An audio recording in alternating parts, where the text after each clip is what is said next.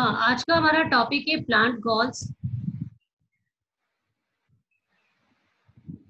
Plant galls cause करने वाले जो मेजर ऑर्गेनिज्म हैं वो first bacteria, fungi, virus, nematode, mites and insect. तो ये मेजर ऑर्गेनिज्म है जो कि यहाँ पर गॉल कॉज करते हैं।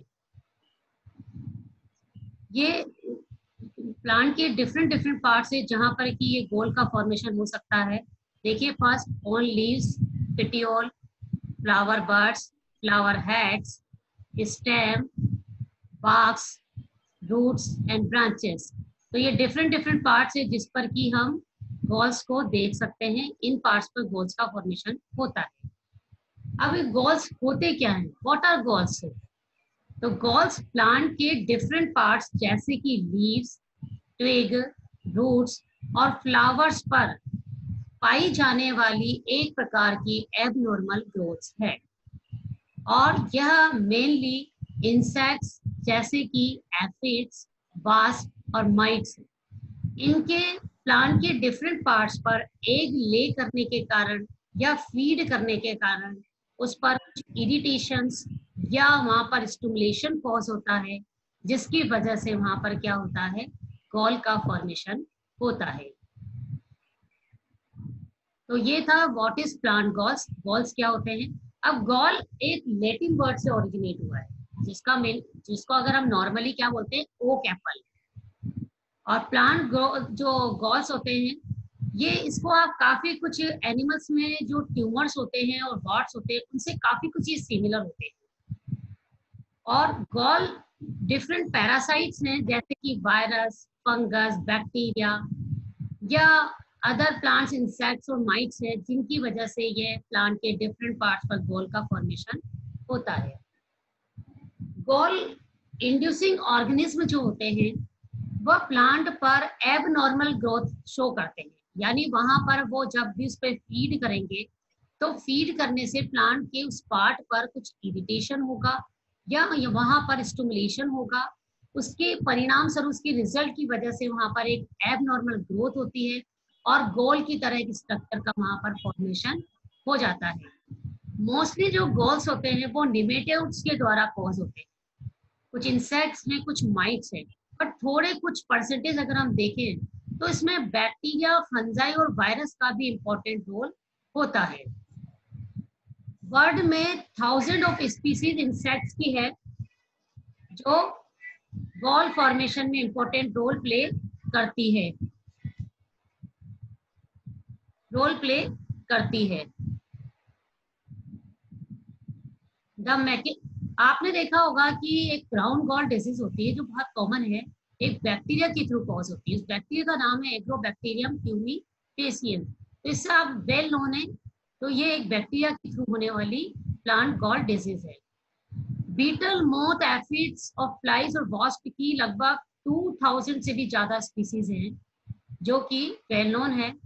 कुछ निमेटोड्स है, फंगस है, बैक्टीरिया है जो प्लांट पर एबनॉर्मल ग्रोथ शो करते हैं। ये टॉपिक प्रीवियस हम डिस्कस कर चुके हैं।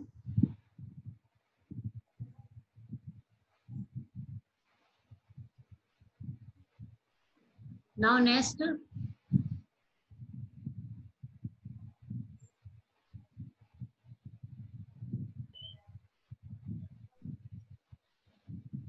अगर हम गॉल का साइज देखें तो इसका बहुत वेरी करता है। इसका साइज जो होता है वो लगभग 2 इंचेस, 2 इंचेस से भी लेस होता है इसका साइज। और स्लाइटली ये लीफ के जिस एरिया पे डेवलप होते हैं थोड़े से थिकट होते हैं, मोटे होते हैं। और इनका शेप भी है ना, डिफरेंट डिफरेंट होता है। ये परफेक्टली राउंड हो सकते हैं, तो हो सकते हैं egg shaped, spindle shaped, bottle shaped. Obviously abnormal growth हो सकती है, अगली भी हो सकते हैं ये। तो ये अलग अलग शेप में, ये इन शेप में आप इनको देख सकते हैं। और कभी कभी कुछ ये ना पाइन कोन्स के थ्रू भी ये देखने को मिलते हैं। और जैसे ये टीनी गॉल है, नेट है, ये कुछ फ्लावर्स जैसे भी दिखते हैं, कुछ येलो इसलिए ब्लॉसम्स दिखते हैं। ये गॉल नेट जो है ये एक स्ट्रक्चर प्रोड्यूस करता है लीव्स पर, और वो देखने में कैसा होता है, जैसे बटन की तरह।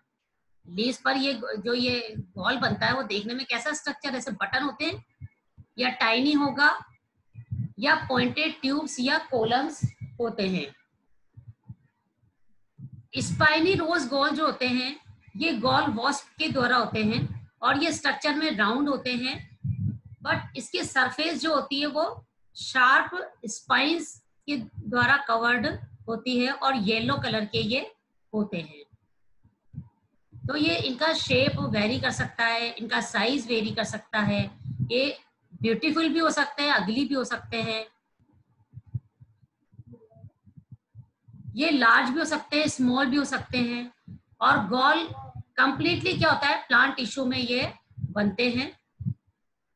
इनके थ्रू कुछ केमिकल सिक्रीट होता है। जब भी ये गॉल किसी प्लांट पर अटैक करता है फॉर फीडिंग के लिए या एग ले करता है, तो उस दौरान ये एक केमिकल सिक्रीट करता है, वहां पर एक केमिकल प्रोड्यूस करता है, और ये केमिकल जो होता है उस गॉल के शेप और उसकी फॉर्म को कंट्रोल करता है।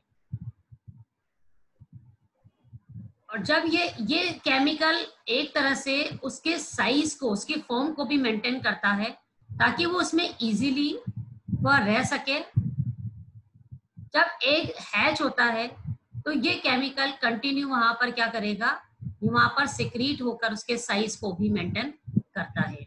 तो इस केमिकल का ये इंपॉर्टेंट रोल है कि ये वहां पर क्या करता है, उसके गॉल के साइज को भी ये काफी कुछ कंट्रोल करता है। और ये जो केमिकल्स गॉल के थ्रू सिक्रीट होता है, इसके केमिकल नेचर के बारे में बहुत कम ज्ञात है, वेल नोन नहीं है। ऐसा कहा जाता है कि ये काफी कुछ इसमें ये न्यूक्लिक एसिड या प्रोटीन का अमाउंट ये ज्यादा होता है। और हम जानते हैं कि न्यूक्लिक एसिड क्या एक हेरिडेटरी सब्सटेंस है और जिसका इंपॉर्टेंट रोल क्या है, एक जनरेशन से दूसरी जनरेशन में पास आउट होना। तो यहाँ पर भी न्यूक्लिक एसिड यही रोल प्ले करता है, ये एक जनरेशन से दूसरी जनरेशन में पास होता है और ग्रोथ को इन्फ्लुएंस करता है। प्लांट गॉल को आप एनिमल में पाए जाने वाली जो कैंसर है, ट्यूमर्स है, उससे काफी कुछ ये उससे रिजेंबल करता है। तो ट्यूमर और कैंसर भी एक तरह से इरेगुलर सेल डिवीजन की वजह से ही होता है। तो सेम यहाँ पर भी यही रिलेशनशिप देखा गया है गॉल के फॉर्मेशन में, कि गॉल के फॉर्मेशन में भी इरेगुलर सेल डिवीजन ही रेस्पॉन्सिबल है।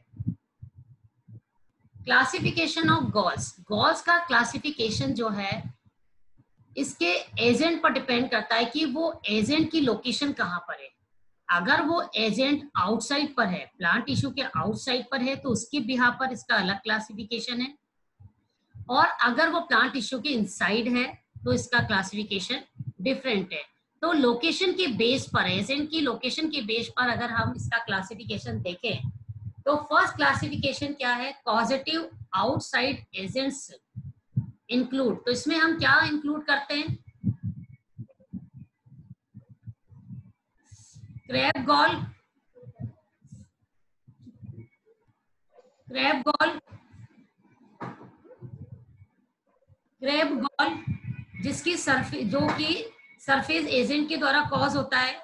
फिल्स गॉल, ये सरफेस हेयर्स हैं एजेंट के, उसके थ्रू कॉज होता है। फोल्ड एंड रोल गॉल और पाउच गोल, जैसा नाम है पाउच गोल, तो एक पाउच लाइक स्ट्रक्चर बन जाता है। उस पाउच लाइक स्ट्रक्चर के अंदर कौन रहता है, इसका कॉजिल ऑर्गेनिज्म। तो ये बेसिस हैं, ये एजेंट की लोकेशन है जिसकी बिहाफ पर हमने ये देखा था कि ये हो सकते हैं। कवरिंग गॉल है नेस्ट, और लाइसिन क्राइम गॉल्स हैं, और मार्क गॉल है। तो ये टाइप्स थे गॉल के, किस बिहाफ पर, क्या कि यहाँ पर एजेंट कहाँ रहता है, इनसाइड। अगर एजेंट इनसाइड होगा तो इस बिहाफ पर ये डिफरेंट डिफरेंट टाइप के गोल्स की हमने यहाँ पर स्टडी की। अभी आप नेक्स्ट पिक्चर है, इसमें आप देख रहे होंगे ये अलग अलग शेप और साइज और प्लांट अलग अलग पार्ट्स पर ये देखिए आप गोल्स का फॉर्मेशन हो रहा है। तो ये डिफरेंट डिफरेंट गोल्स हैं जो प्लांट्स के डिफरेंट डिफरेंट पार्ट्स पर ये बनते हैं। कुछ और भी डिफरेंट टाइप्स है, जैसे ओपन गोल्स। ओपन गोल्स मतलब इसमें कहीं ना कहीं कुछ ओपनिंग होगी। क्लोज गॉल जो कि चारों तरफ से क्लोज होंगे, इसमें कोई ओपनिंग नहीं होगी। सिंपल गॉल, कंपाउंड गॉल और यूनिलॉक्यूलर जिसमें सिंगल कैविटी होगी, एक कैविटी होगी सिंगल। प्लूरिलॉक्यूलर जिसमें क्या होगी, एक से ज्यादा कैविटी होगी। तो ये कुछ जनरल टाइप से जिसमें हम इस डिफरेंट टाइप के हम यहाँ देख सकते हैं। Open gall, close gall, simple galls, compound galls, unilocular and plurilocular. तो ये जनरल टाइप्स थे गॉल्स के। नेक्स्ट है different types of galls, but अब ये है साइट के बिहाफ पर। जिस साइट पर गॉल बनते हैं उसके बेस पर इसका क्लासिफिकेशन किया गया है।